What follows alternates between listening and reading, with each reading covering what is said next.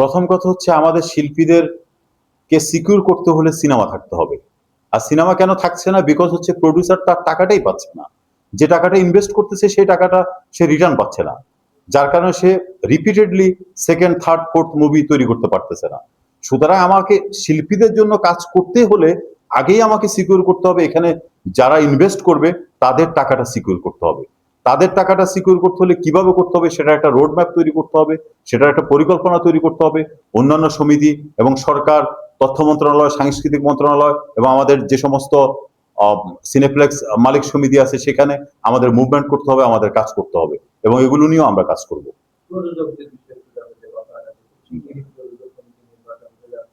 শিল্পী, প্রযোজক, নির্মাতা তারা একটা ওতপ্রোত জায়গায় কাজ করে।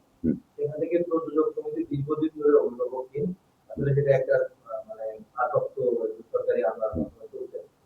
সেখান থেকে এবারের প্রত্যাশার জায়গাটা কতটুকু থাকবে একজন অভিনেতা হিসাবে, পাশাপাশি আপনি যদি প্রযোজনার সঙ্গেও জড়িত, যদি জানেন যে সেই জায়গাটা আপনার সাথে আসলে আশা থাকবে নির্মাতা হিসাবে বা অভিনেতা হিসাবে, প্রযোজক হিসাবে যারা নির্বাচিত হয়েছেন তাদের কাছে।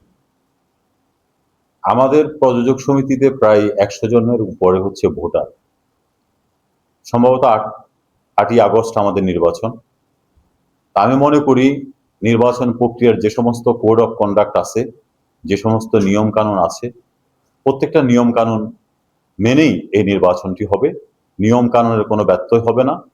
তাহলেই আমরা আগামীতে আমাদের প্রযোজক সমিতিতে ভালো প্রেসিডেন্ট এবং সেক্রেটারি পাবো। যদি নিয়মের ব্যত্যয় হয় তাহলে অবশ্যই আমরা আমাদের কাঙ্ক্ষিত প্রেসিডেন্ট সেক্রেটারি পাবো না। এ ব্যাপারে আমাদেরকে দৃষ্টি রাখতে হবে।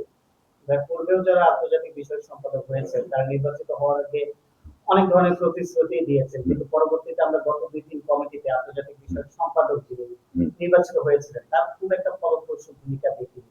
তো সেই ক্ষেত্রে আপনি এই ব্যাপারটায় পরিবর্তন আনবেন কিনা, এটা একটি প্রশ্ন। এবং পাশাপাশি সভাপতি এবং সাধারণ সম্পাদক কিন্তু আপনার প্রতিদ্বন্দ্বী প্যানেল থেকে নির্বাচিত হয়েছে, তাদের সাথে মিশে কতটা কাজ করতে পারবেন, ওই পরিবেশটা তৈরি হবে কিনা, এই ব্যাপারটি মিলিয়ে দেখুন, আমি বারবার বলেছি যে আমরা কেউ কারো প্রতিদ্বন্দ্বী নয়, আমরা সবাই আর্টিস্ট, আমরা একসঙ্গে কাজ করব।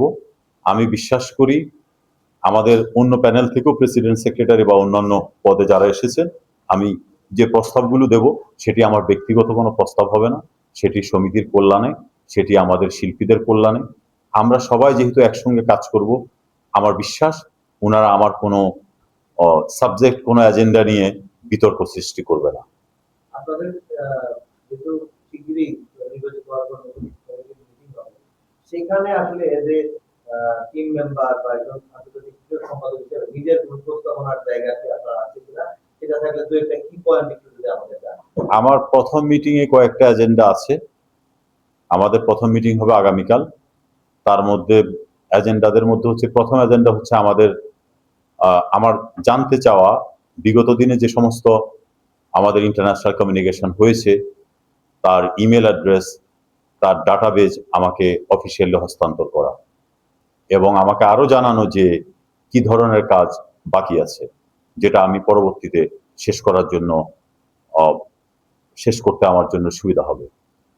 সেকেন্ড হচ্ছে আমি একটা প্রস্তাব দেব আমাদের international actors association, federation of actors association, পিয়ার সঙ্গে একটা অ্যাপিলেশন করার জন্য আমরা আমাদের উদ্যোগ নেব সমিতির ক্যাবিনেট আমাকে সহায়তা করলে আমি এই কাজটি শুরু করতে পারবো।